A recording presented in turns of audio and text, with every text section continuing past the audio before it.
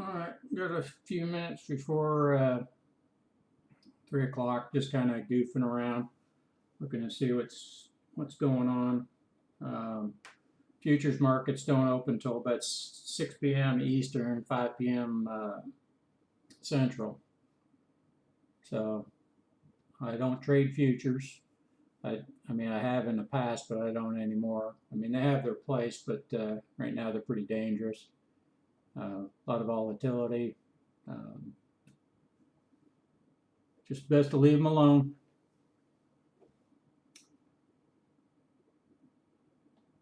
Let's see what's going on and see what the news is giving us here. We got, this is what the futures closed at on Friday. What time was that? 15. 4 o'clock's her final time, 3 o'clock Central. But not much going on. I got a lot of stuff in the background.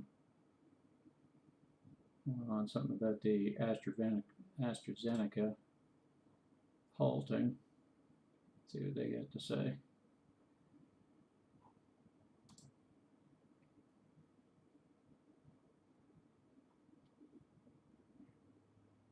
Of course, another variant. Never going away.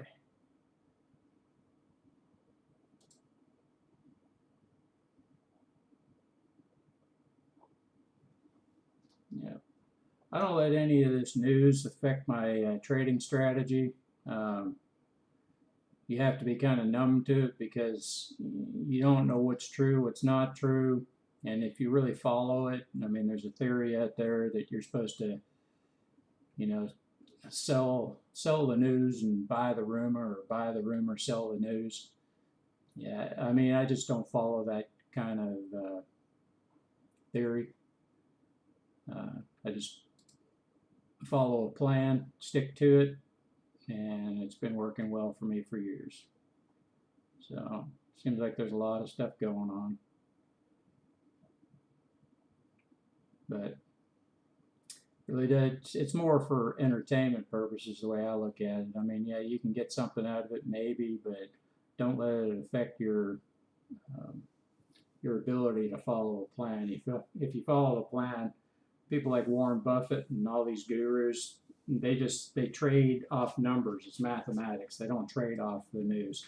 Now, if they see something happen, like they look at their portfolio and there's like, what was it when this pandemic first started? Buffett decided, yeah, I'm going to dump my airline stocks. It was just, he was probably up, and it didn't hurt him to take his profits. I'm sure he didn't sell at a loss, but he liquidated everything, and everybody said, "Oh, let's follow suit. Let's do what he does." The stock prices drop. So, but he works off dividends.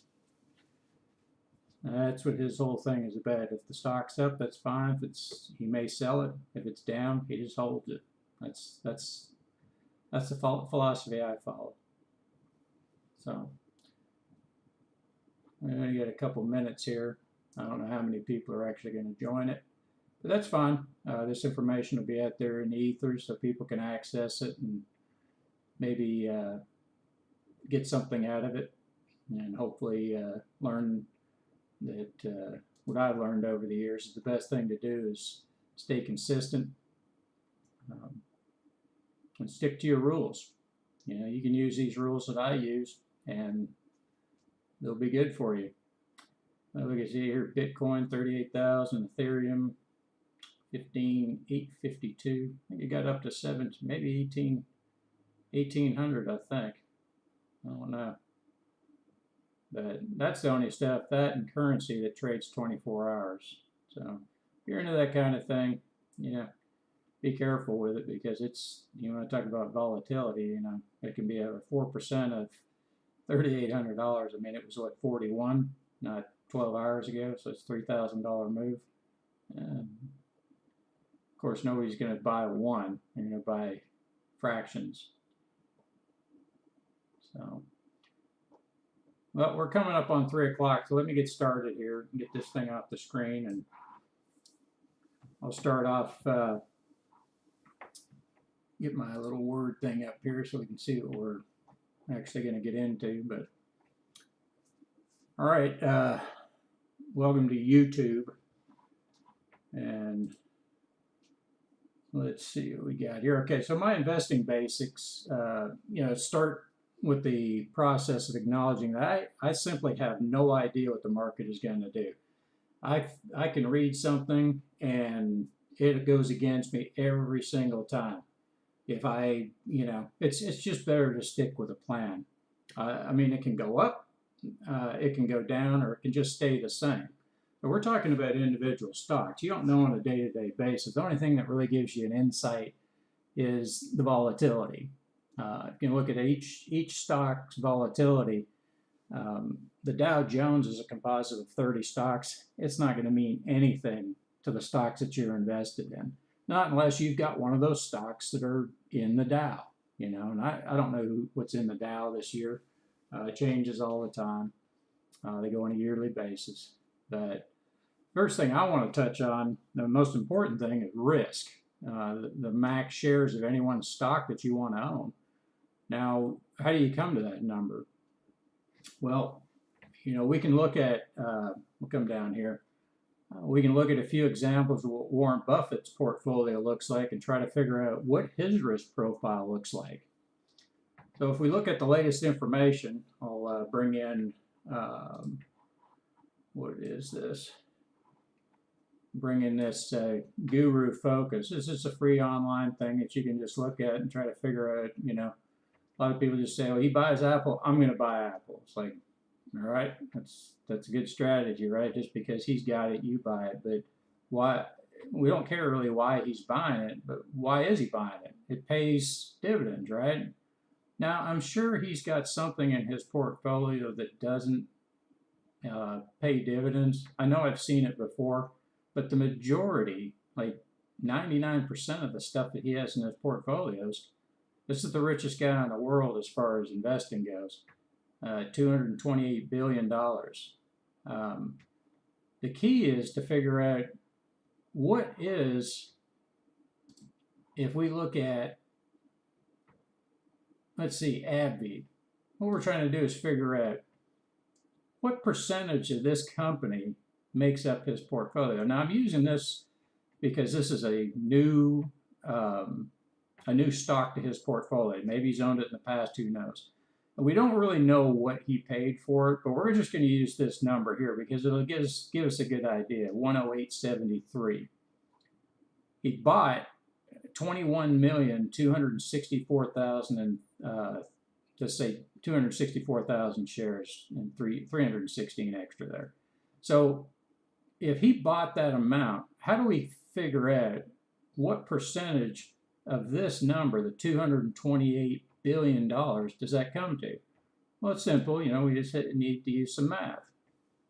So we see here he bought 21,264,316 shares. We don't know exactly what he paid, like I said before, and he paid 108.73. So here he invested $2,312 and change. Now the important thing to now figure out is what percentage of that portfolio is that. This is done by dividing the number he invested, $2 billion, by the portfolio amount, which is 228 billion, and this is what it looks like all written out. I know it's a big number. Then you get into this gives you an idea how far we're in debt. When you say 20 trillion, put two more placeholders over here. If he's the richest guy in the world, we're the poorest nation in the world. Anyways, that comes to 0.0101.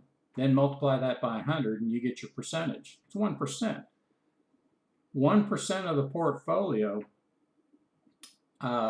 you can go down through all his investments, look at what he originally paid at each level, each one of these stocks that he owns, Apple, Wells Fargo, JP Morgan Chase, Merck, all of them. just add these up, do the same mathematics, and you'll come up with a percentage that he owns. So if we look at it, and he's got 1%, right? And I don't know how many he got here. He's got 641. Well, that's not correct. I don't know exactly how much. You have to look and see for the date. You might have 30 or 40 in there, but 1% of the portfolio. So he has a lot of cash. He's sitting on a shitload of cash, excuse the language.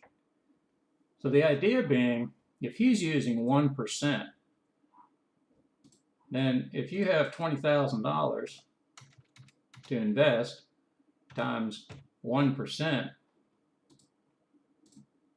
that's $200, right? So you have to be mindful of the ratio. If he's using this ratio, there's a reason for it, because at $200, you can lose a stock or a position that you have $200 in, and it doesn't close down your account. But if you're crazy like most people out there that listen to the gurus on TV, they drop that $20,000 on one stock. Now you've got a 100% chance at losing your money because it's a 50-50 market. Not saying that, you invested in Coke, it's probably never going to go anywhere, but you get to, your yield per year is $20,000 times what? Let's just say 3.5%. So you're going to make $700 a year, right? How long is it going to take you? Well, at 3.5%, it's going to take you just a little less than 20 years to double that $20,000. So you have one occurrence, or basically 4 occurrences per year, to come up with the 3.5%, which is fine.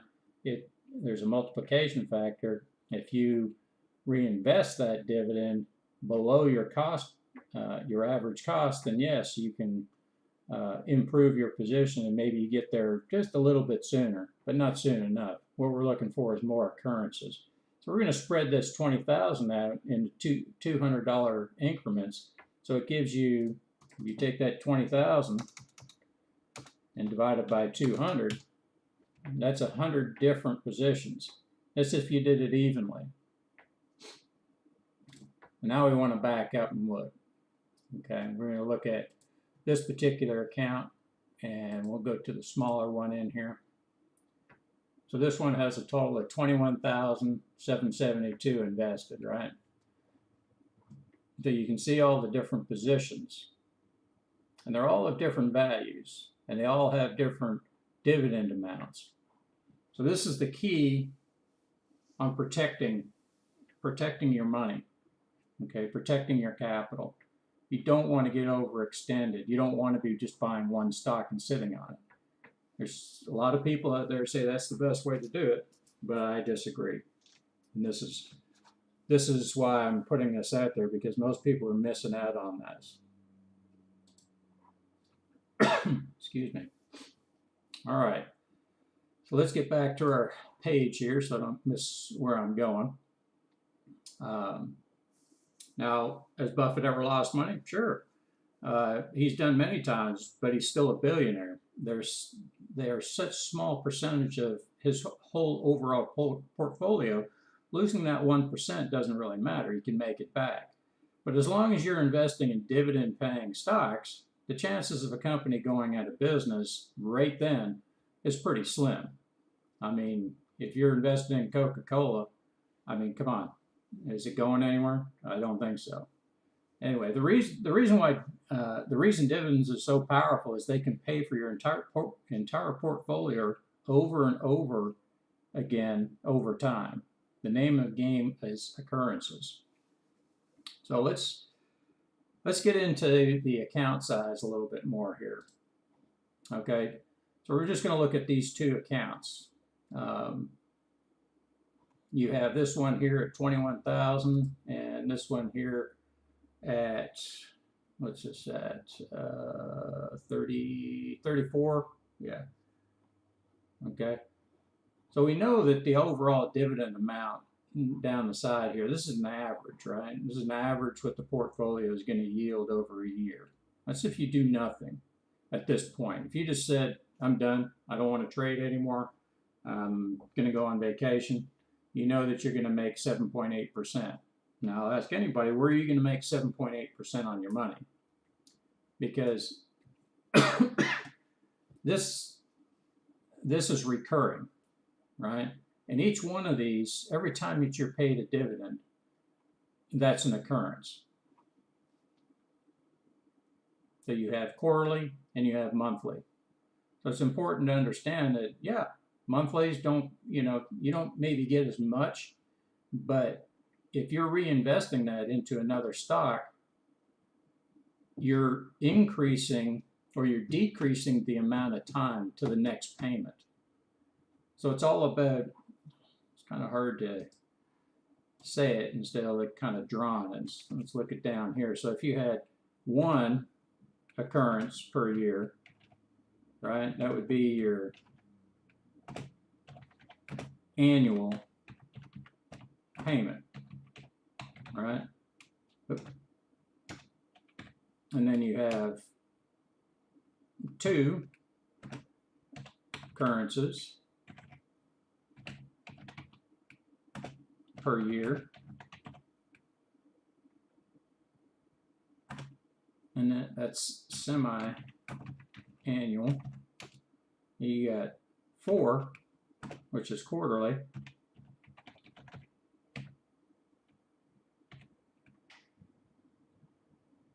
Oop. 4 occurrences. Damn, I'm not very good at typing, am I? Per year. And that's quarterly.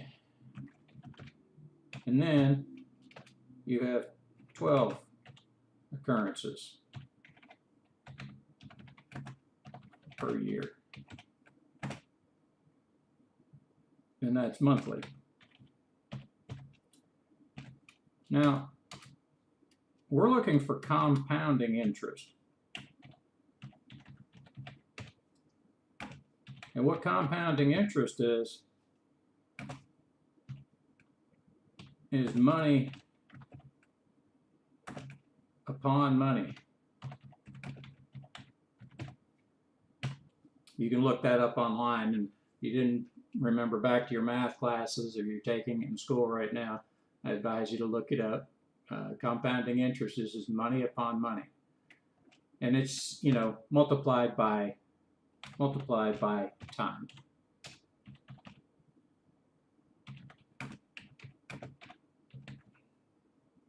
So if you're trying to get, it doesn't make a lot of sense to just buy and hold now, does it? If you can get, let's just take this one for example, AEE. It's paying $2.06 per year or 51 cents per quarter. So in this case, you have 4 shares, right? It's not a lot. 4 times 51.5 shares. So you're going to make $2.06 per month on that. It's like, yeah, how am I ever going to get rich that way? Well, because we're using such a small account here, we're protecting ourselves, going back to the risk. We want to make sure that no one stock can take us out. So if we look at this, what's the amount in the portfolio? If we look here, it's $300 that we're investing. Here's the size of the account.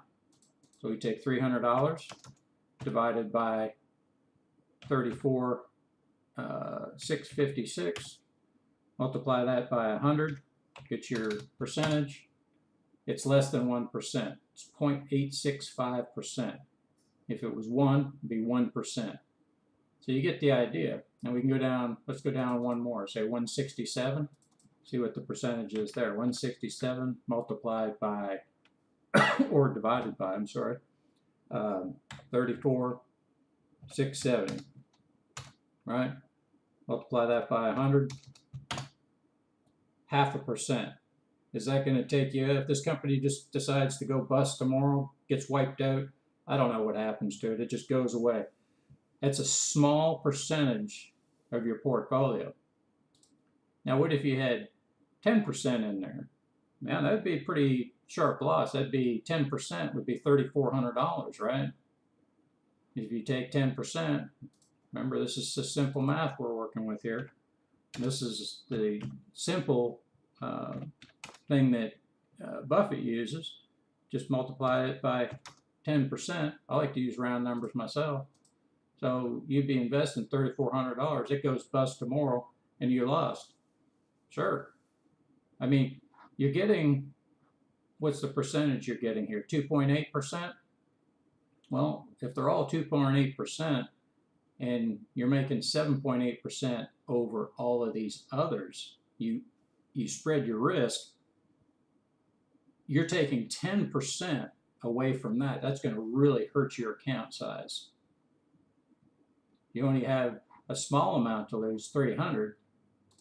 Not worried about it. It's never going to affect you. All right, so I think you're getting the idea. Now, I'm staying with accounts under 100,000 because it's just a scaling factor once you get over that 100,000 mark. Then you go to 20% of max that you could, put into any one based on the max shares for any one stock. And that's something we'll talk about in another video.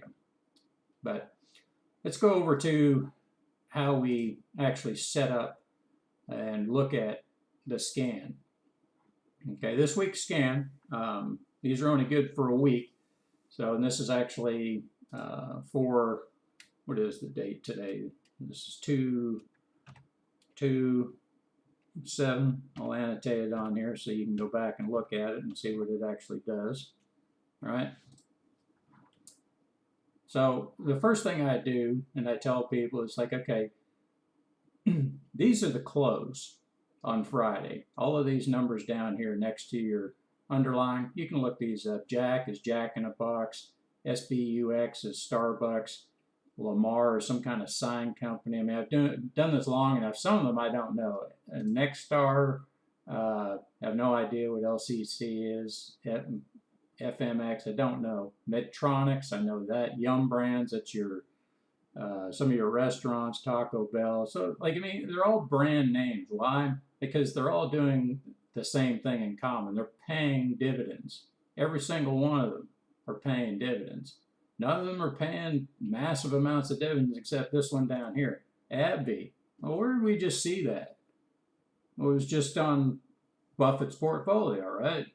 Well, why is that? Why did it come up? I really have no idea. It's just a coincidence. I'm just pointing out that the scan brings up things. This scan is not only just for picking, but it's also to protect. Okay, there's a big algorithm in the background here that I came up with over years. And this helps us to try to figure out, based on account sizes and everything else, how much to invest and where to invest that money at a specific time. So we're looking at it, and you can see down here, this row over here, and I'm going to jump around a lot here because I don't really have a structure to the way I talk about this. It just comes naturally to me. So bear with me. If you got questions, just ask. You can look in the, where is it? Get this off here so I can see if you guys are actually talking or whatever else. But if you have any questions, please, put it off into the chat so I can, go back over it. But when we look at these Vegas, Vega actually stands for volatility, okay? And volatility, that means how much if we took a drawing, right? Or we take a, let's look at the chart. We look at volatility. If this closed on Friday, well, let's take one that's on the list here. So Jack, because this will make more sense because I'm going to do it live anyways. So we know that the close, no, that's not right. Which one's this? Starbucks. I have to go back through here and figure out. Okay, so Jack is wrong. I got to go back in there and look what happened there. I must have had a fat finger or something. But anyways, 106.74 is the close. We're looking at the Vega. And what the Vega represents is volatility. How much it could go in either direction. So if we added $5 or $1.27 on either side, it can go up or it can go down. If you look at if you subtract this amount, 105.47, we come up with a number right down here, and this would be our entry point. So I'm going to go down through the list here. Let me get this off of here so I can see everything else.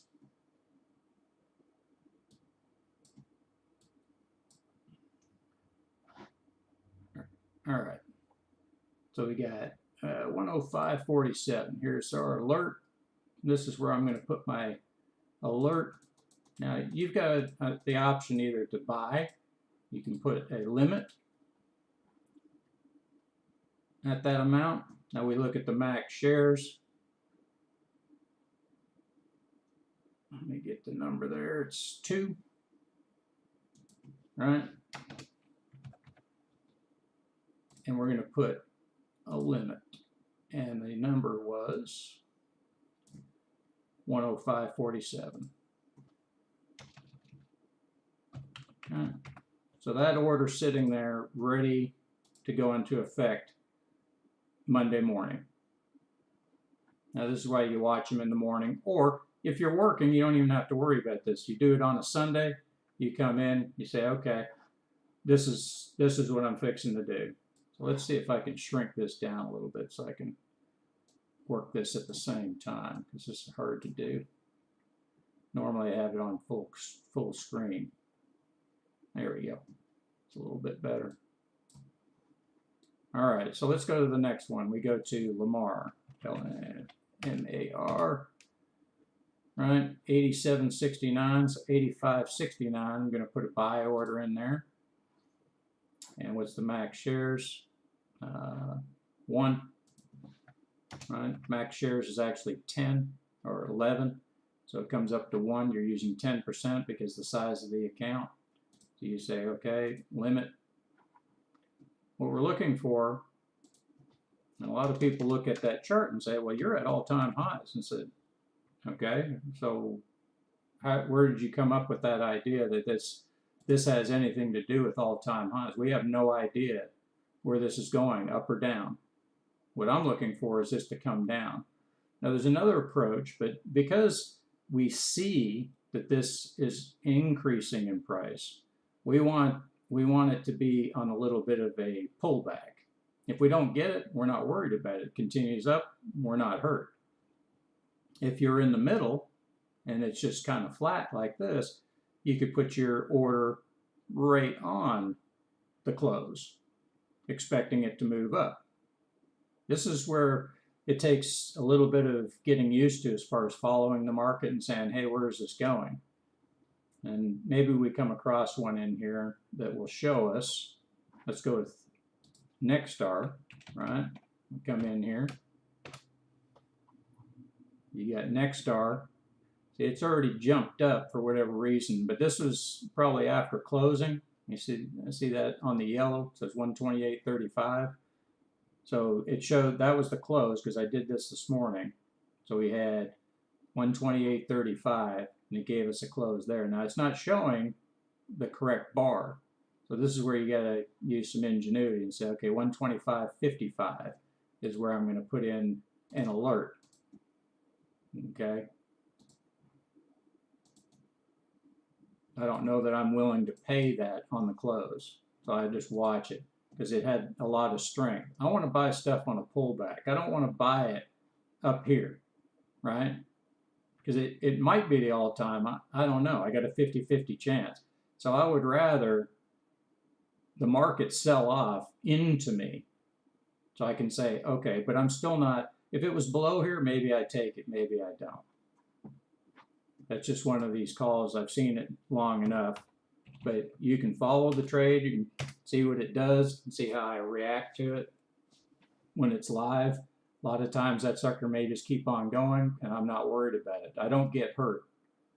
Okay, this one here has got to pull back to 140.87. We're going to put in 140.87. A lot quicker just to type it in there. Okay, that's for the alert. Now I look at it and I say, okay, well that was a pretty strong pull. Maybe I'll just go ahead and buy that. there'd be some selling. When you see big candles like this, that just means there's been a lot of activity to push it up that hard. So we look at it, 140.87, can only buy one, so I'm going to buy one. And we're trying to get as many occurrences as possible. So 140.87 is the target limit order. All right. Now remember, I already have all my sell limits in for any stock that I own, except for ones that are so far away. I'm just not even worried about it until they come back. Some of the stuff that's been there for years, maybe, who knows.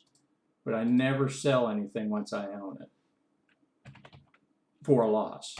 I'll always sell it for a profit as long as it hits that dividend amount. Sometimes we get some that are a little slow here. You see this one? This is a pretty expensive one. Of course, it's only going to be one share. And see, it's got a pretty high dividend, 452. So what I'm going to actually do is get rid of these old ones, these old alerts. Just showing up on another page here, but okay. So what do we get? 246.49.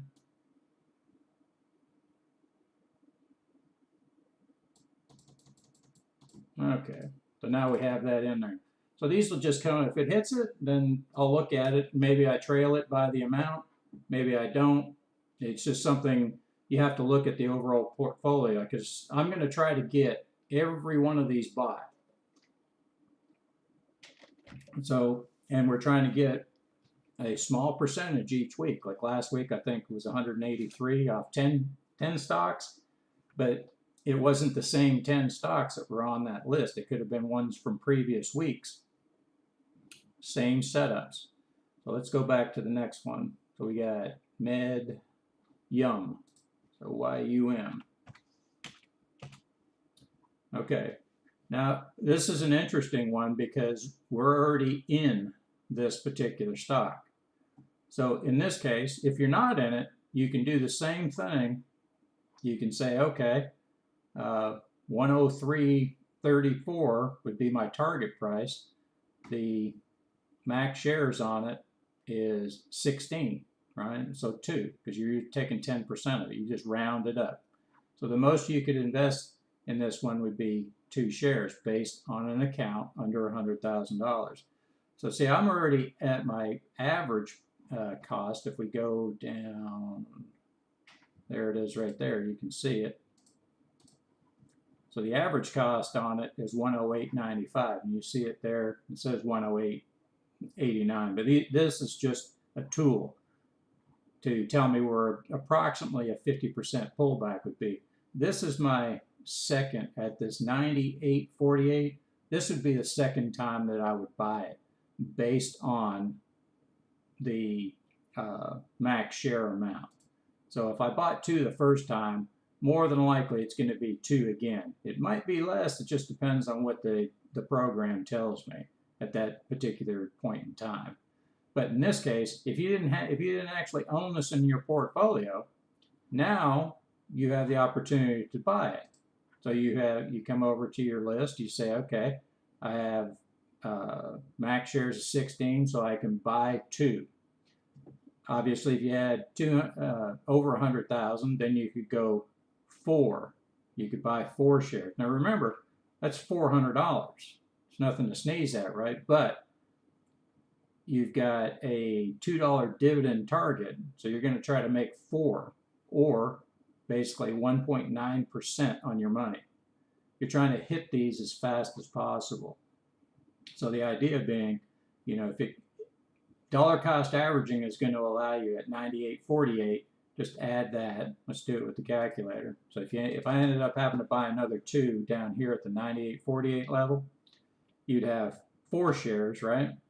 And we take the price, say 108, what's it say on there, 89, plus the 98.48, divide that by 2, that gives you your average price. So now your average price would be right where my cursor is, say 108 or 103.68, or right in there. So let's just do a little line. So that would be my average cost if it comes down to here. So then from there, your average cost, you're just adding your dividend amount, and now that's your target. So it's going to see the distance between this red line here, the sell limit, and this. That is $2. From here to here is $2. From here to here is approximately $2. So this would be your target. Now your occurrences now doubled, right? You have 2 occurrences instead of 1. So you've hit 1, 2, you're selling 2 here. Hopefully that makes sense. It's pretty simple, and people, this is where patience really comes into play here. You have to be willing to hold these stocks. If you're playing with a small amount of money, like under $5,000, even $1,000, you can still do this. You just have to look and see, do I really want to be investing in a $100 stock? Because that's $200, that's 20% of your portfolio. So maybe you look on the list and say, well, maybe I need to be going for something that's a little less, like this one down here, SAR. You know, let's take a look at that, because it's smaller in value. Once you start getting up your account value, then you don't really have to worry about it, except when you come up against like BlackRock, $800. Pays good dividends, but I'm not putting $800 out there on any stock. Of course, you can only buy one, okay, because the max shares on it's something like 4. It's a mover. It really moves. But so this one here, we'll look at it. It's 2232. Max shares are 5, right? So that's the equivalent of $100. So you see how it kind of went up, but it's in direct correlation, or I shouldn't say it's direct correlation, but you can look and see that this one doesn't move as much. If you look, see it's 21 to 23. See how the chart can mess with you? And go back to that other one, Young. From that same size on the chart goes from 99 to 109. That's $10. On here, that same candle, visually in your head, it looks like it's a bigger move than it really is. That's a $3 move versus a $10 move from here to here. See? The candle can fool you because it's in your brain. So you start, if you use a chart to make decisions instead of numbers, you're going to get hurt. This is where the charts, everybody gets hurt when they're using charts. This is for reference only. All of these numbers in the past, all these candles in the past mean nothing. All they tell you is like, let's go over top. It says high, low, open, close, and VWAP, volume weighted average price. If you pay attention to these, you're gonna hurt yourself. If you think there's some, mystical properties to these candles, I mean, I can change this to a, where is that at? We can look at this as like a, their charting is horrible in Interactive Brokers, just to let you know. I've got much better programs to look at charting if I really needed them, but I don't. God, where the heck is that? Now, it's probably because it's so small I don't have all the options on there, but take my word for it, you'd have a line graph and it would look totally different. It either goes off the highs or the lows, and it makes a drawing like this all over the place. So pay attention to the numbers and the levels. This is what we're concentrating on. We're trying to make the most out of our investment as we can and take the least amount of risk. So each one of these is a small, think of it as like a can of beans, and each one is worth something different. But when you go to sell them, you keep the same price on them. You just have more of them. You just bought it at a cheaper price. Now you can sell them at the same price and still make the same amount of money. So it's a numbers game. The more money that you have, the more of these occurrences or cans of beans that you can sell at that same price. Instead of saying, like most people do, I'm going to buy when it's low. Does this look like it's low? I have no idea. Does this look like it's low? I have no idea. But one thing I can say is, if I bought it up here and it went up here and it hit what I wanted for that can of beans, I go buy me some more cans of beans when the scan tells me I can buy some more cans of beans, because I just keep buying and selling. There is no high, there is no low on this chart to me. It is what it is. It's the price right now for a can of beans is 105.34. If you start looking at it from that perspective, you're like, well, how am I going to buy? Look at it this way. If I buy a can of beans at $100, right, and I buy another one at $105, you've got, oop, how'd that come up? Must have multiplied. 100 plus 105, right? You end up with 205, divide that by 2, now it's 102.50. You actually are losing $2.50 because you bought one higher. Now, if you bought it lower, 100, the first buy, divided by, or added to 95, or go 90, it's easier, divided by, or plus 90, divided by 2, now it's 95. It's lower than that first one, so you're averaging your price down. But you never want, I'll see this green line up here, the shaded green line. I never, ever, ever want to buy above that line. I don't care if it's just a penny, because now you have to move your stop, your sell limit up to make the same profit, right? And if it never hits it, you've got more at a higher level than you would have if you just waited for it to come down. This may hang out in between these two lines and never come down and hit this, and never come down and hit this. What am I going to do? I'm going to collect a dividend. That's what I'm after. I'm after that dividend first. Secondly, I hit these levels, I get another can of beans. I still collect my dividends. It comes back up. The only way I'm ever going to get rid of this in my portfolio is if it comes back up and hits this. As things continue to deteriorate in the market, what we will find, you come down here, you have the option of buying 1 or dollar cost averaging 2, because you already have, well, you'd have 4, so you'd end up with 8. But in this case, what I tell everybody else is just stick with the 2. Stick with the max shares, the 10% per occurrence. That way you don't get hurt. You're not going to dollar cost average it, obviously, from here to here, because you'd be here, but it'll still be in a reasonable place. Because what we're looking to do is be fully max shared when this market turns around in the future. Okay? Not from here, but from the bottom, the overall market when it comes. Because a lot of these stocks do not follow the Dow. All right, I got off on a tangent there. Let's get back to the scan here. So we'll go to AIG. So I just leave that one alone. Matter of fact, what I do is that's on this particular account. So, well, I'll highlight it later. But just so I know which accounts I'm using, and that I know that I already have that owned. So you can just put it like an X off to the side or something. It doesn't really matter. So as long as you understand. All right, why is this not stock? There we go. Okay. So AIG, so 40.10, right? So we'll buy at 40.10. How many? 3. It's 25. I'm going to buy 3 shares. Limit. I'm going to say 40 what? 40.10. Right? So these orders are all go in.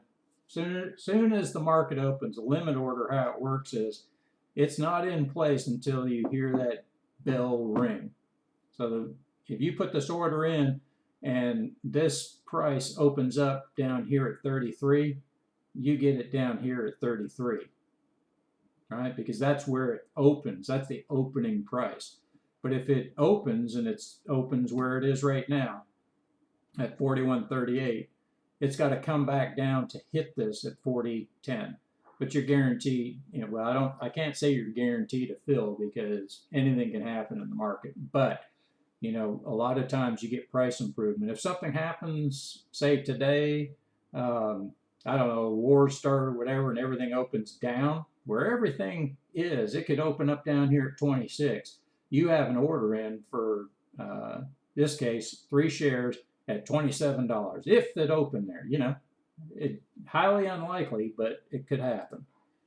So AIG, we'll just go down through the list here. MDC,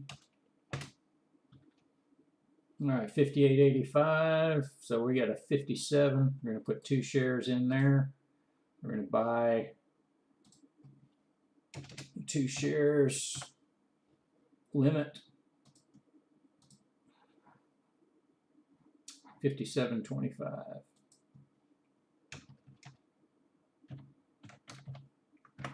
Okay. So we got that order in. So this is all you're going to do on a Sunday. And you don't have to do anything except have some kind of, if you have a platform such as E-Trade, Interactive Brokers, TradeStation, any of these discount brokerages, once you have a order, you can go in and learn to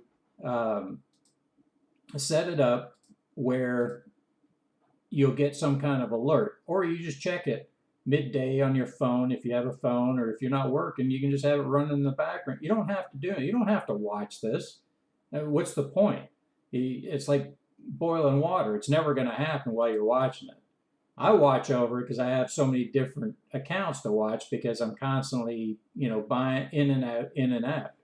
There's a lot to do. But, if you have a small account, just don't worry about it. Just let your dividends come in. Let your occurrences happen. Now, what a lot of people will ask me, it's like, well, I sold it so quick in the same day. I mean, I bought it Monday on the open and closed it 15 seconds later. What do? Reestablish your position with the same information. Why is that not staying up there? There we go. So when you look at that, you're like, okay, what do I do? Let's say, what did I just look at? AIG or MDC. What was I on? AIG. Okay. MDC. Did I get that one? Yeah, I got that one. MDC PLD. I've traded this one several times. I know it well. Don't know what they do. It's some internet thing. PLD. So 106. So you can buy one. So 104.38. So let's do that. Buy 104.38. One share. Limit 104.38.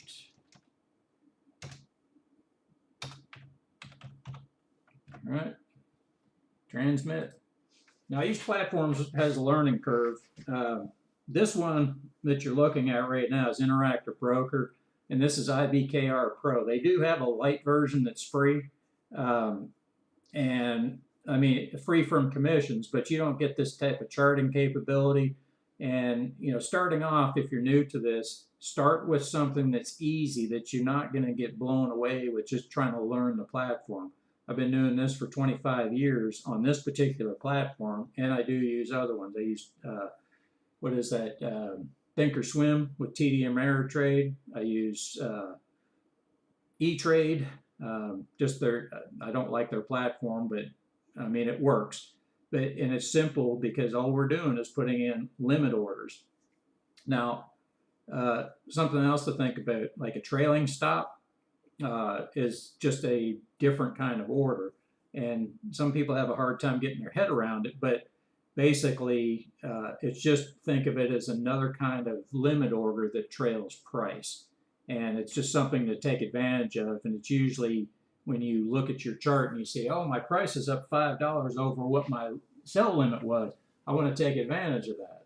But I'll explain that when it actually happens, in live. It's too hard to explain on a chart when things aren't moving. Hey, we're just static right now because the market's closed. But all right, on to TSN. Anybody know what that is? That's Tyson Chicken.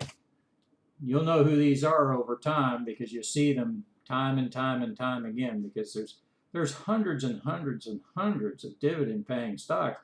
Just not all will show up on the scan for various reasons, because there's so many different attributes within the scan that, for me to try to look through thousands and thousands of scans, it took me time to put together something that would do it for me. So this is what we end up with here. Now I've seen it with 100 different stocks, and it takes a long time to go through, as you can tell. So let's get this one on here too. So 64.50, that's where we're going to buy at. We got one. Is it one? No, it's two. Two shares. Two shares. Limit. I say 64.50. Right. Now you can see where does this buy limit in relation to all the other bars? Where did it come to? If you look at where price had crossed it, how many of these bars actually hit that number at some time? If we know that the close is basically the distance of the dividend, right? And we count how many times it's hit that bar, it's highly likely that it's probably going to hit it again sometime in the future. If you get my drift. Okay? Just things keep happening at the same. It's a constant push and pull between the bulls and the bears. When you start seeing these, everybody's like wants to get rich overnight, and they see that GameStop and they see that shit, Tesla and all this other stuff going to the moon. I was like, yeah, it's great if you got in when it was $60, but if you're trying to get in now, man, you missed that bus. I mean, you're going to get hurt. You're going to lose money. They don't pay dividends, and if you have a small account, $10,000 or $20,000, you can buy 20 shares. And what are you going to do with that? It's got to move, right? And some of them do move, but it can also go the other way. Don't think that it's just going to go up just because you bought it. But if you get stuck with it, how are you going to dollar cost average if that's all the money you got in the market? It's called being squeezed. So if you got $20,000 in one stock and you buy it at so-called all-time highs at $900, and it goes all the way down to $450, your account value is worth $10,000, and what's it doing? You're not making any dividends, right? The only thing you can hope for is that stock, one, goes back up to $900 to break even, or the stock splits.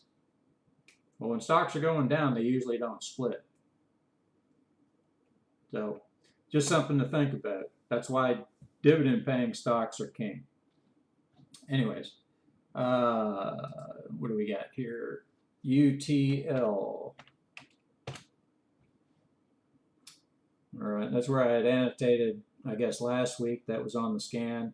There was a missed occurrence there. This is one of these things where it came down and hit.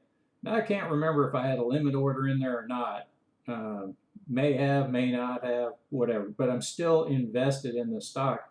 So I can't do anything unless it comes down to this line, right, 38.05. So it'd probably be prudent to do what I should have done, maybe, is put that order in, UTL, 2 more, at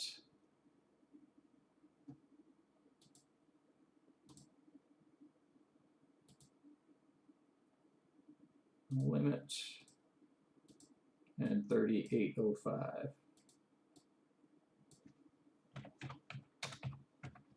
Right. Now see, had it hit there, if you see that occurrence, had I had the order in there, here's an occurrence that I missed, right? And I could have been closed out of this trade and already been on to the next trade for this week, because look what happened. If you take the halfway distance, right, that's where it would have been. And then the distance, that's where your break even would have been. And then you add your dividend amount, I would have closed that out for 2 times the winner. So this is why it's so important, because, hey, I've been doing this 25 years and I still miss this. It didn't even alert me. That's how fast it happened. Sometimes it just drops and it didn't alert you, whatever. But I obviously didn't have a buy limit in there. I was thinking more of a trailing stop. So now I have the buy limit in there at 38.05. So it comes down there again, and hopefully it repeats itself.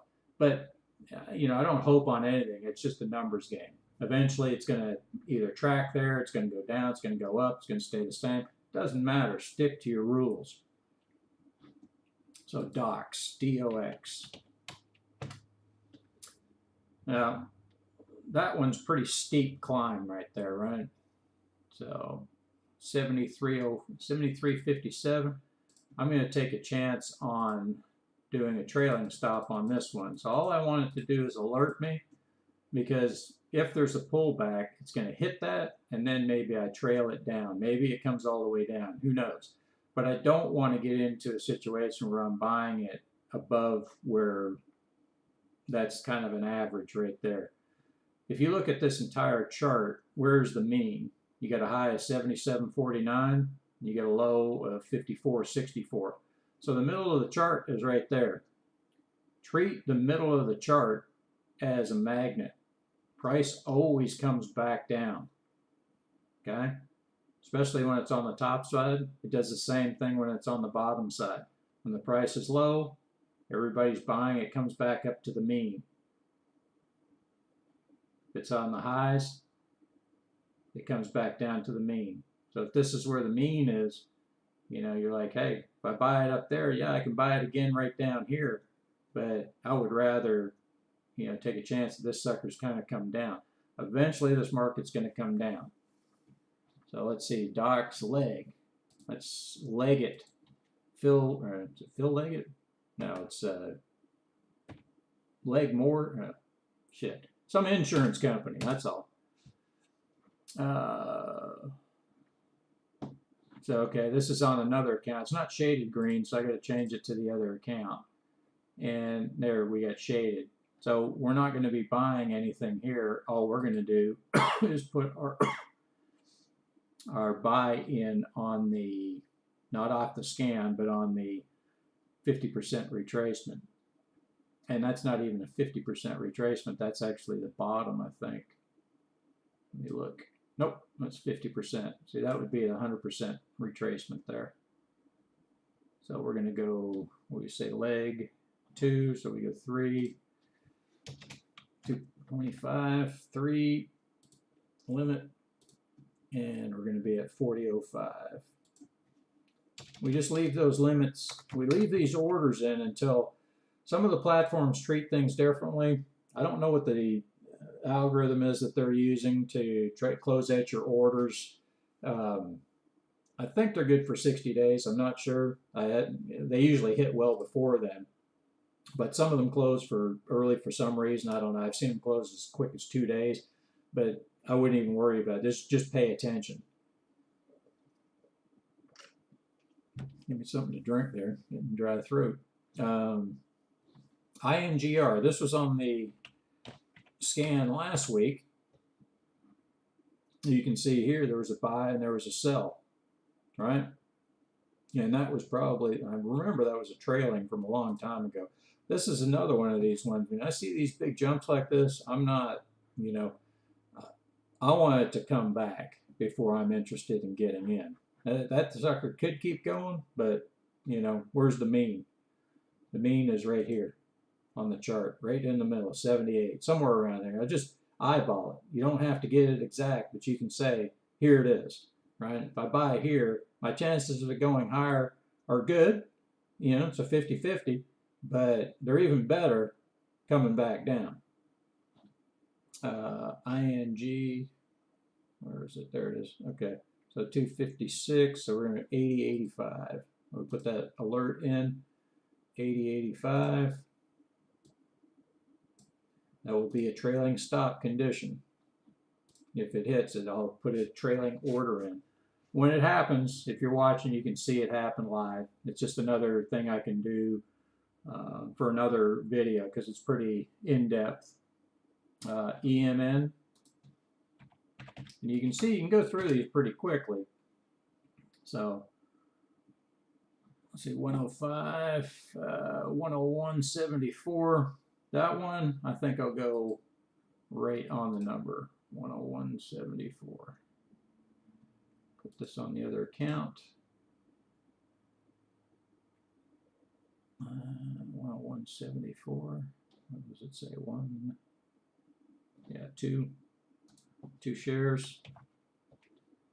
Limit.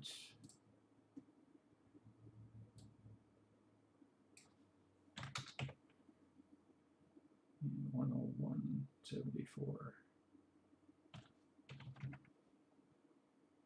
Easy. Easy peasy. All right, MPC, that's a petroleum company, Marathon, I think. Marathon Petroleum. That's another one. So we'll just do a, what's the number on it? 45.29.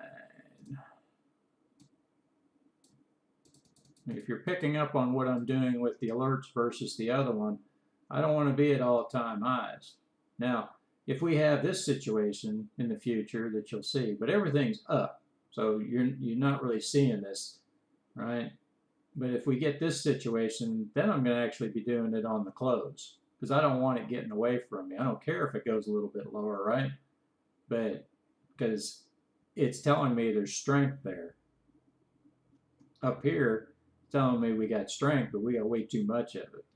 So I want it to come back and maybe it goes back up. If it continues on, hey, see you. You know, just leave it alone. You don't want to be, your risk is at the high, your risk is to the downside right now. So you're trying to protect yourself. In tap.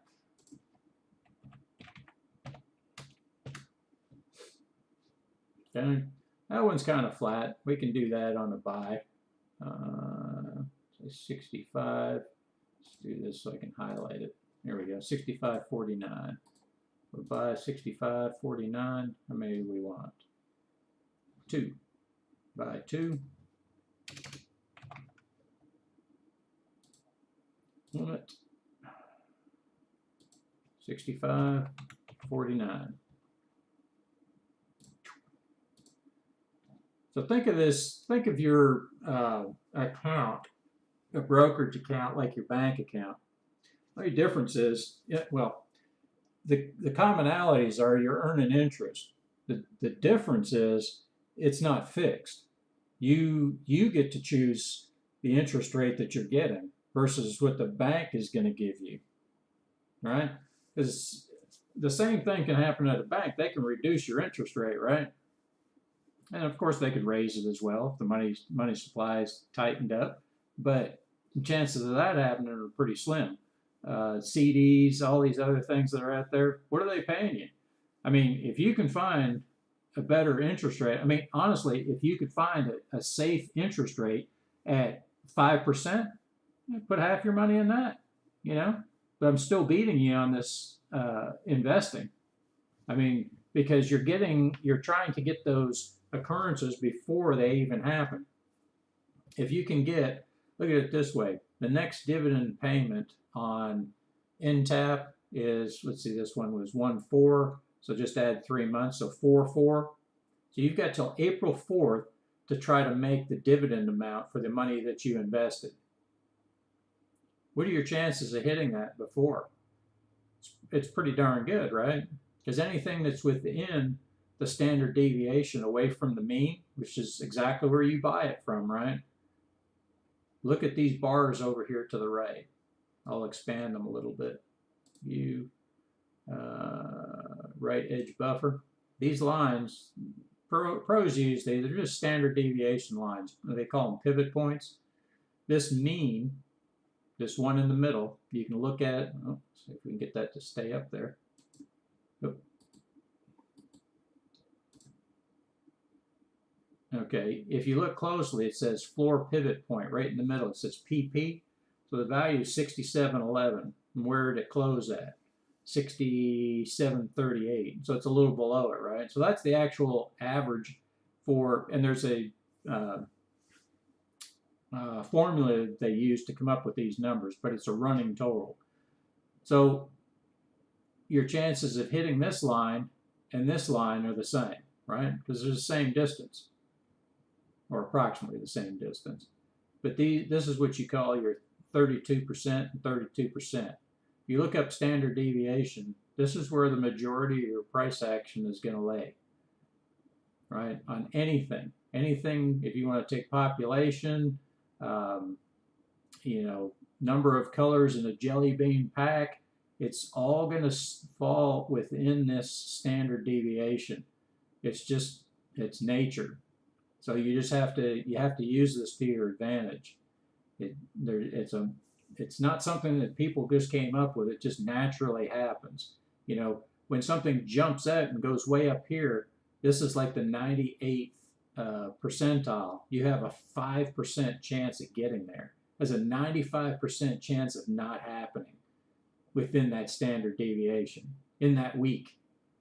So if you get a 32% chance of hitting here, it has a 100% chance of hitting the standard deviation, doesn't it, or the pivot point, because it's right on it. That's where it's at. That's where the price is. So if you notice, none of the shit in the past matters. What matters is what's going to happen Monday. It's either going to be up or it's going to be down. It's going to be up or it's going to be down. So what we're going to do is put our order below it, right, so that we can come back to the mean. Remember the magnet. It's coming back to the mean. If it goes down, it doesn't happen. It doesn't happen 100% of the time, right? It comes on down. We're going to, let's just say that 65.49 is where we're at. Now all we do is we take this tool. That's all it is a tool. It's not something magic.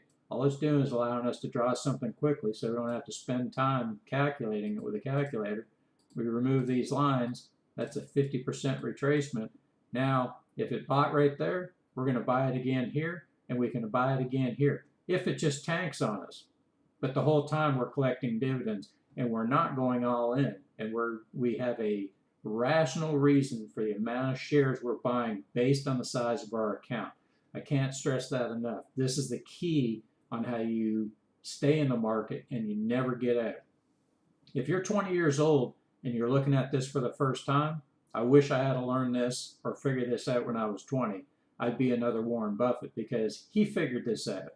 He figured this out at a young age. And of course, he had some breaks here and there, but the idea is he saw the dividends were the key and number of occurrences. And he used to trade like this when he was younger. So, let's see, NTAP CAH. And when you get older, this is your income source. This is another job. If you can get $100,000 in the market making 7%, that's $7,800. It's at 10%, it's $10,000. That's a part-time job, right? You don't pay Social Security so far. I don't know if they're going to change that in the future or what, but it's never been that way. All you pay on short term is capital gains. On long term, it's whatever the capital gains rate is. Dividends, all you do is pay income. You do not pay Social Security. And I don't even think that you pay on the state level. But talk with your CPA. I can't remember. They handle all that stuff for me. So let's go on to what's this one? Oh, okay. This is the one that was supposed to close last week and it didn't. So you see it came back down. So it's one I'm not even going to mess with just because I already own it. No other reason. It has to come down to this 50.03 so we can put a buy order in there. Just because normally what I'll do is I'll just wait for the alert to go and then trail it. But in this case, I'm just going to put the order in just to show you. So we'll put 2 in there.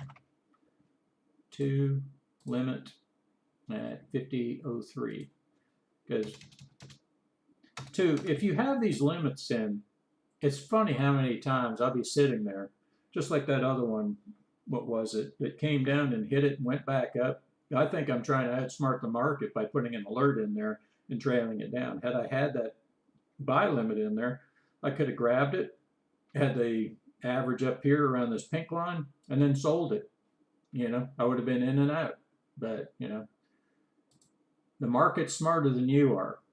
If you think that, once you think you got it figured out, it's going to bite you. So stay small, use the risk tool and adjust. It's ideally, in the end, it's your call on how you want to invest. I mean, you might just say, well, this is freaking crazy. I can't make any money. It's going to take me forever to make any money. And it's like, well, you have to have patience. But you can take this and you can try to figure out a better way to use it. I've been doing it a long time, so good luck with that. But You know, I'm not one to say I told you so, but stick with it for a little while, watch it for a month or two, and see if you can make any money off of it. If you can, it doesn't cost you anything. So, what are we looking at here? 52.71. Now, this is a perfect example I was talking about. If you look at this, it's down, right? So where's the mean? You get the high, high, low, right in the middle. So I'm actually going to put this, remove this trend line. I'm going to put it right on 54.80. I'm going to do it right on that number. So I should buy this immediately on the open, right? 54.85. Just because it kind of looks like it's a bottom. This is where its subjectivity comes in. You make those decisions based on where that mean is. Because I look up here, and I look up here, the mean's way up here. It's like, I don't want that getting away. I'm not going to put an order below it and take a chance on that getting away. I want it for what it closed at. If that makes sense, maybe you do the same. Okay, so what do we got now? RMR. There's another one of these that's kind of, you got that down here. Yeah, now I'm going to put an alert in on this one because it just doesn't look very good. If I can get the alert to come up. 36.54. That's pretty far below. 36.54. Activate. Yeah. So you notice it's been tracked through there before, right? So got the alert. I'm just going to go ahead and put the order in there. Buy at 36.54. How many? 3. 36.54. 36.45 or 54. 54. Okay, right on that number. One thing you don't want to do when you're doing this investing is if you stay mechanical like this, you don't get into second guessing yourself and going, oh yeah, well maybe I ought to put it down here a little further so I can get a little bit better pricing. Or maybe I'll just buy a little bit more. And you know, because this is, again, this is where I talk about FOMO and YOLO. YOLO plays will blow up your account every time. That means you only live once. Yeah, I got $10,000 and I know this is going to the moon. And the second you put it in, man, they tank it on you, and they try to scare the shit out of you because they're like, hey, we got a big player, and they take your money, right? So the FOMO is thinking that this is going to go up when you have no idea what it's going to do. What I'm doing is I'm playing from the defensive side, saying, you know what? It's crossed here quite a few times. I've seen price action in this area before. Maybe it comes back down here and hits it. And maybe it does what it did every other time, is it went up. Makes sense, right? It's gone up more than it's gone down at that line. Just using common sense, looking at the chart. So if it does it, great.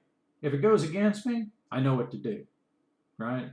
Now it's 50% from where I bought it down from the bottom of the chart. I'll go back over that. So what you do is you end up getting your Fibonacci tool.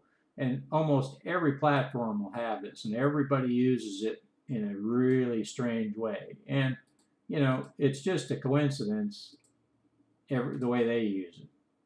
I'm just using it as a tool. You know, if you had a different strategy about scaling in, you could probably use each one of those levels to buy in when it was lower. And it's just another way of doing it. But we're trying to protect our capital because we want occurrences. So I'm not interested in, you know, buying this at 36.50 and then buying it again at 36. You know, what is that going to do? Yeah, I mean, come on. You know, I want a substantial move before I put any more money into this. I need something on sale. I'm not going to buy one car for $10,000 and buy the next one for $9,500. I want the next one for half price. You know, if I was in the car selling business. I want as much profit as I can, or at least the less risk. I look at it from a risk standpoint. The profit takes care of itself. Dividends paid. And each one of these cells, just look at it as another dividend payment, another occurrence. You just remember numbers, numbers, numbers, numbers, numbers. If you can get up to 1,000 occurrences, right, in 1 year, and your average price is $3 profit per occurrence, you just made an extra $3,000. Add that on to what your dividend amounts are, and that's how you come up with what Warren Buffett makes, about 20% per year. 20% per year on $200 billion. Think about it. You cannot take losses. This is the trick. So I'm not going to tell you how they tell you to buy stocks in the regular stock market. You can look that up for yourself. It's everywhere. So I'm not even going to fill your head with that. You just, concentrate on this, watch and see how it works. If it works for you, and you can come talk to me some more. But 63.28, we'll do the same thing there. Put a buy in. I can already tell. That's 2. We want the limit 63.28. Is that right? Where did I get that number from? Yep, 63. It's hard to look at those stupid charts on Excel, but I mean, I guess I could make it different colors or something. But same thing, same idea. You see when it came back down there, it hit that and came back up and then went above. So if you bought it there before in the past, if it came up on the scan, came down a little bit further and started going back up, and it hit your, hit your amount. So you know that the close is your target price, right? If it hits it. It makes sense, boom, comes back down. Price has memory, comes back down, hits it, goes back up, close, you're at. All right, OMC, CL, that's Colgate. All right. Now that one's low, right? And you see what it did at the close. If we look on the chart here, the candlestick showed 80.07 as a close, and then 79.61. So like when I look at my scan, it shows 79.61 because that's as of this morning. I always wait till Sunday morning for that information to be finalized. So you look at it and you say, you know what?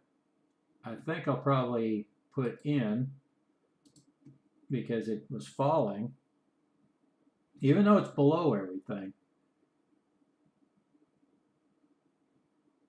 I will put an alert right on that close. I can get it to do it. That was 80.07. Okay. Now that was a high. What was the close? 79.87. Delete that. 79.87. All right. So you see it's 79.61. It's below. But what I want to do, I don't know if you guys can see that fully on the chart there. Let me move it over. I think you can see that now, can't you? Yeah, that's better. You can't see something on the chart, let me know, because I can't, sometimes I move stuff and it gets off the screen. It's weird. Anyways, so I'm going to put an alert down at the buy as well. I want to trap it because I want to see what it's going to do. I have a feeling this thing, if it goes up, maybe I just buy it on that limit. Or I buy it on the other one. But I want to trail it if it comes down some more, 77.85. That's way down here. Look at that. Now, I'd like to see that hit that, then I'd trail it. But if it goes up, maybe I buy it, maybe I don't. Maybe I just let it go. I don't think I own it on the other account. Doesn't look like it. All right. I've owned it in the past several times. But when you look at your year-end statement and you can start to see some correlations with the stocks that really, they'll come up like the ones that you've traded the most. That means that you're hitting these with a high percentage of reliability. So here's one that's up. So we're just going to put we're not even going to worry about that. We're going to put it right on the close because it's below it, right? And it's where we like it. And that was, no, let's cancel that for a second. See what the original close is, 140.96. Right? I always want a better price. Don't ever chase the price. If you saw that jump up to 145, that's a fear of missing out. That's FOMO. It jumped up, you just let it go.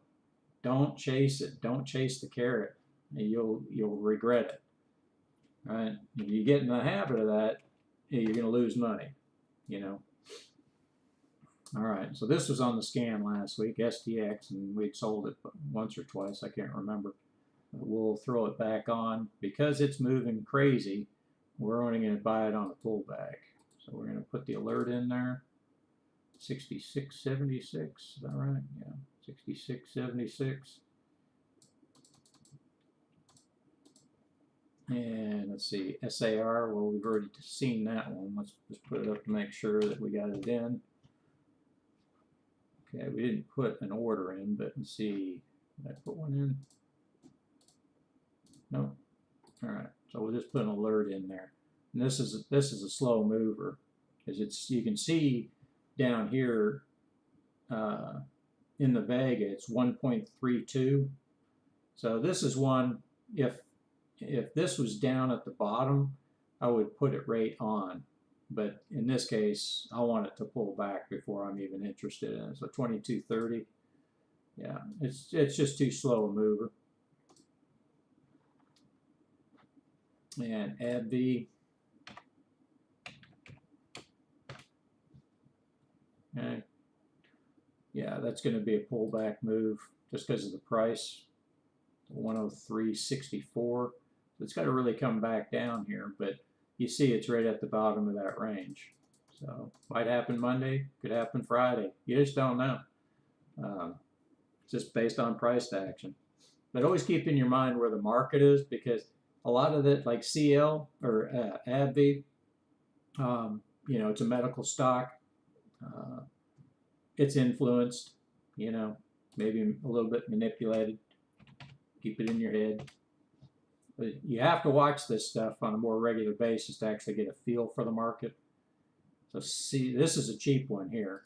And there's only one CEF on here, and I'm going to go into CEFs a little bit so that you get a better understanding for them. Because if you have a small account, you just want to make dividends, and high percentage dividends, they're a good one to be involved in. They just have low volatility, so you're not going to get a lot of trades off of them. So 19, what the heck? 969. So yeah, you got to come all the way down here. 969. It's not one that I'm probably going to end up trading because it's just kind of weird. You can tell the setup on it and how far it's got to come down. Even though it's been $1.20, that's my minimum, right, per year. I could just buy it right there and just sit on it, right, and let it kind of ride around or whatever. But I have to buy 7 shares, so it's a $70 investment. It looks like it's kind of hitting the top. I think I'll just pass on that one. If it comes down and hits this, that's when I'll put in a trailing stop and say, okay, whenever it hits, it hits. So we go to PCI. Now this is, and you're going to see on the bottom of the chart, PCU, you got to put in PCI. PCI. Yeah, PIMCO, real popular CEFs. Now, all closed funds are, ETFs or conglomeration of a bunch of stocks, or if you want to call them, just a bunch of stocks all put together that all pay dividends to the CEF, and then they disperse them in, different ways to the shareholders. So in this case, you're getting 17 cents a month, which I like these because they're constantly paying you. You've constantly got that flow of cash coming in so that you can buy even more. So as your account size grows, you can imagine when you get up over the 200,000 mark, you've got monthly income coming in. You don't have to wait for a quarter for your cash to come in. If you had 1,000 shares, you're making $170, you know, per month, you know, just sitting on nothing. And the institutions use these a lot. I mean, $170 a month, I mean, that's your utilities. You know, if you're retired, you don't have to worry about your utilities again. 1,000 shares, you got 21,000 in there, and it's paying your utilities. So let's see here. In this case, it's in this other account. You see the green. So I can't buy any, but this is a perfect one if you wanted to invest in one. You know, because I don't believe these are all-time highs. It's just a number. This is where the value is right now. So 21.53, you got to buy 8 shares. It's paying you 9.33%, even at that level. As the price increases, that dividend percentage yield goes down. If that stock price comes down, the dividend percentage yield goes up. So you can buy 8 shares. You know, and any of these, I buy any of these monthlies. I buy them on the close if it shows up on the scan. If I didn't already own this, I would buy it again. But if I buy it again right now, I make my position worse, not better. So I'm not interested. It has to come down to the 50% level. And I already have another limit order in here at 1982, 50%, right? And it's 50. Once I put this on here, that 50% level stays intact until this either sells or it comes back down and hits this level. This might sit in this range for 5 to 10 years. Who cares? If you're making 9% on your money and you've got 50 different CEFs, you might have 200 shares in each one of them. That's 10,000 shares. You tell me what it comes out to if it averages 10%. It's a simple equation, and this is how you don't have to retire on $1 million. You just have to realize that you cannot, once you put your money in the market, make sure that you're either debt-free, you know, no debt is key. If you're debt-free, you don't have a bunch of toys and everything else. This money will accumulate faster than you can make it. You get to that point that you have enough money in the market, when it starts paying you more dividends than you can make, you are retired. You can continue to work. You can continue to put money in the market. You can do whatever you want. But the key is you got to keep this money working for you. Don't, you know, it's a hard thing for most people to do because they want to have the stuff now. They want to have that, you know, fancy car. They want to have, I only live once. That's like YOLO play, you know. Hey, let me go spend that $100,000 on this car that I've always wanted. That's a, you know, if you're a multi-millionaire, then go for it, you know. But if you're like me and, you know, 99% of the other people that are out there, make sure that the money that you put into the market, you never take it out. So you have your, you know, your investment accounts, your investment cash accounts, and you have your, what do you call them, retirement accounts, you know, your IRAs, whatever.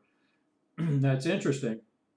You look at the amount of money that people have in retirement accounts. It's at all time. We know it's at all-time highs, and it just keeps getting bigger and bigger and bigger. Because what have they been doing the entire time? They've been reinvesting those dividends into those stocks and the stocks just keep getting higher and higher, right? And what have I already told you? If you're reinvesting your dividends, your break-even keeps going higher. So your situation is getting worse and worse, actually, because you've never realized the gain. Everything that's in that portfolio, if we look at this portfolio, right? Here's the unrealized and realized column. So it's showing us a negative $4,812. It's unrealized. To me, it means nothing. Okay? The overall account if you add them together, the market value is 25,000. Well, that's not entirely true. You got to subtract that 8,000. So 17 plus that 4,800 comes to the 21,772. You just have some cash down there to, invest in other things. So this account right now is making 6.13%, right? So if you look at that, if I was to just say, okay, you can go up here somewhere and just close the entire account, right? You can close out all positions, and you'll lose $4,800.12 or $4,812 automatically if you just closed out tomorrow. But if you sit on this for 10 years, making 6%, right? Bump it up to 7. Okay, let's say it's 7%. This value is paid for.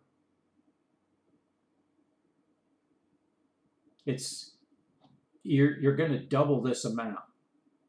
So this is paid for. It doesn't matter what this is, because it's hard to get people to understand this because it's so simple.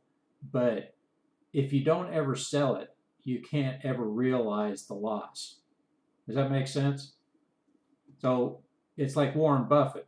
Let's look at him on a grand scale. Multiply this by, I don't know, let's put this up at 400,000. Like, I'd like to see what his unrealized gains and losses are, right? Because if we look at it, this one is down, profit and loss is negative 605. This one's a positive 8. This one's a positive 56. So, of course, if you're selling the positive one, where does that cash go? Well, it comes down here, goes back into your account, right? That plus the value, right? So instead of, if you bought it for 348, because that was the, well, let's see, where's the one I was just looking at? What the heck? Okay, let's use this one, 49. You're up $49 on this one, right? And your original cost was $1,059. You add those two together, you add $1,100 to your cash account, right? You keep the $4,900 or $49. But if you go this way and say, okay, I'm going to use this one here, 396, subtract 49. You just sell it tomorrow. Say, I don't want that anymore. You lost $49, so your cash account goes down. If you never sell it, and is Kellogg's going anywhere? I don't know. Chances are no. They sell cereal. Everybody's got to eat, but they're going to pay me a percent of 3.9% on $396. Well, if we look at it, right, let's just say I was paid a full year of dividends. Where is it? Okay, we got 6. Got 6 shares times 228. That's for the full year, so $13.68. My total value, if I put 396 into it, I subtract 396, right? Oh, why did that do that? 396 minus 1382. So 382.18 is now my cost basis. Does that make sense? So if it was $13, am I really down 49 if I was to sell it? That's after 1 year. If it just stayed flatline, we're talking like no movement in the market. Let's say 5 years from now, we're right back where we were. But I've been getting paid $13.82 per year. So $13.82 times 5 years, $69. If we're at the exact same price 5 years from now, I'm up money. $69 minus 49, I'm up $20. You won't see it. It'll still look like this, but your overall account value would be $20 higher, as long as you never sell it. This can increase. It can also decrease. The dividend amounts can decrease. And of course, the lower the percentage, the longer the time it's going to take you to do that. But what happens when you've got something that you've held, like JQOC just above it, you got $2,800 in there, you got 380 shares, you're maxed out on shares, shows you down 389, but you've had it for 10 years at 13%. How much are you making? Everything is paid for, you just continue to pull money in. This whole amount that you're down makes no difference. You're still pulling in the money. Therefore, why would you ever sell this? The only time that you would ever sell it is when it's 86 cents above your cost, which is $7.55. So when it hits that level, you sell it at, let's just say $1, you make 386 bucks and you're out. But that's what you're down right now in 1 year. Just it's static in time. So I hope that makes sense. I'm going to keep harping on that because people need to understand the power of the dividends. This portfolio is paid for, in other words, right? It was a small account when it started, and you just keep growing it. And eventually it starts outpacing what you can do. The trades just keep adding to it. This is just some little cash account, right? And you have other accounts. Now, the important thing to remember is don't put a ton of money into any one brokerage either. I mean, if you're sitting there with $1 million, don't put all your money in one place because they have limits on what they'll protect you to. But you need to investigate that for yourself. But go through all the major brokers. Stay away from places like Robinhood or these ones that have just popped up over the last couple of years that are trying to get your business. Tasty Trade's a good one to go to. They give free stock trades. You can go to what I talked about it before, E-Trade, TD Ameritrade, Schwab. Schwab's now taken over. Well, I don't know how long it's going to take them to fully get control of TD Ameritrade and Thinkorswim. But there's several different options that you have out there. But when you do it, most of them don't even require hardly any money to get in. Just to start trading. They just want your money in there, and it's not nefarious. It makes their position. They're able to leverage more money and protect more of their assets because where they make their money is off of transactions. Well, Interactive Brokers, I have to pay $1 on each side. So when I make a trade, I have to pay $1 on the buy, and I have to pay $1 on the sell. Now that's just on these accounts. I have other accounts that are just like the accounts that you're trying to look for, where you can save that $1. And it's not really saving $1 as much as it is you don't have to go as far to make that profit. See, I have to go $1 over my final, depending on how many shares I have. Of course, if I have 109 shares, then I don't have to put in anything. But if I have one share, I have to go $1 past that dividend amount to make my profit. But that's just a simple way to do it. But they have good execution and everything else, and I've never had a problem with them. Never had a problem with any of the brokers. I mean, everybody thinks after 25 years you're going to have something. And I remember they deposited something like $86,000 in one of my accounts one time, and I'm like, hey, where'd this money come from? Oh, that was a mistake. Somebody, of course, I wasn't stupid enough to trade it or try to pull it out, but that's the only thing I ever saw. But they were like, cool, it was all straightened away, and you get a statement every month. You just follow your money, and if you're growing your money, but like I say, if you got a small account, don't expect to double your money in 1 year. Continue to work, continue to do what you need to do. If you're retired, just follow it, and then if you like it, you can put more money into it. You just, whatever your risk level is, if you don't feel comfortable doing it yourself, talk to a financial advisor. Just tell them what you're doing, and you found this, system that you like, and maybe he's probably going to get interested in it. If you show him what you've made, he's going to be like, how are you making 15%? And you say, well, this is what I did, and this is what I want to do. And, just protect yourself. That's all you have to remember. And how you protect yourself is being diversified. But what else did I want to talk about? I think that's pretty much about it. Hopefully that clears up a bunch. If you had any questions, I'm sure you would have put them up there. But, yep. So market's open 8:30 in the morning. And hope to see you there. So have a good rest of the afternoon. Later.